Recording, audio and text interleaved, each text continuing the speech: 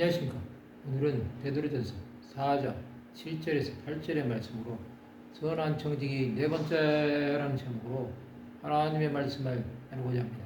본 말씀은 만물의 마지막이 가까이 왔으니 그러므로 너희는 정신을 차리고 근신하여 기도하라. 무엇보다도 뜨겁게 서로 사랑할지니 사랑은 허다한 죄를 덮느니라. 이제 세상의 마지막이 가까이 왔습니다. 마지막 때는 하나님께서 주 예수 그리스도의 다시 오심을 위해 남겨두신 시간입니다. 만물의 마지막이 가까이 왔을 때 성도는 정신을 차리고 근신하여 기도해야 합니다. 마지막 때는 성도들이 하나님의 뜻에 합당한 생활을 해야 합니다. 우리는 세상 일에 빠지거나 방탕해서는 안 됩니다. 사탄이 미혹을 하고 수많은 거짓 선지자와 거짓 종들이 나올 것입니다. 또 적그리스도가 나와 수많은 성도들이 배교하게 만들 것입니다. 그럴 때 정신을 차리지 않으면 사탄의 밥이 되고 말 것입니다. 우리는 기도함으로 하나님께 가까이 나가야 합니다.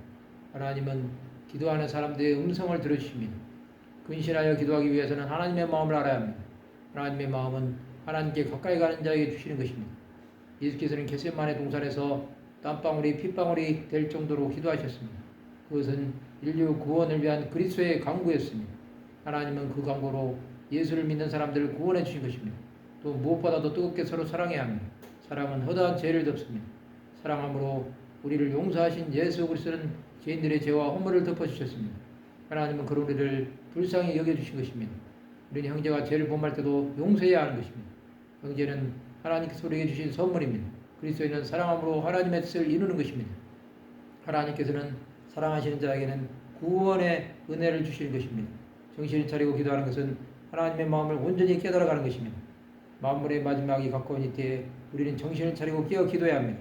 기도함으로 하나님께 가까이 가야 합니다. 하나님을 사랑하는 사람은 그의 뜻을 향하기 위해 자신의 삶을 온전히 드리는 것입니다. 우리에게 허다한 죄가 있거든 예수 그리스도 앞에 나와야 합니다. 그리고 죄사함을 받아야 합니다.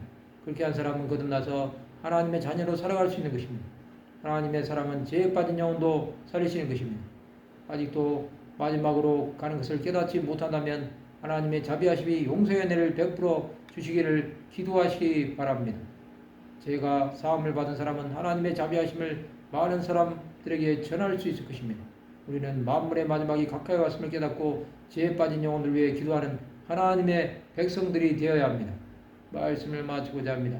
정신을 차리고 근신하여 기도함으로 온전한 하나님의 사랑이 임하는 하나님의 백성들이 되시기를 주님의 이름으로 축원합니다.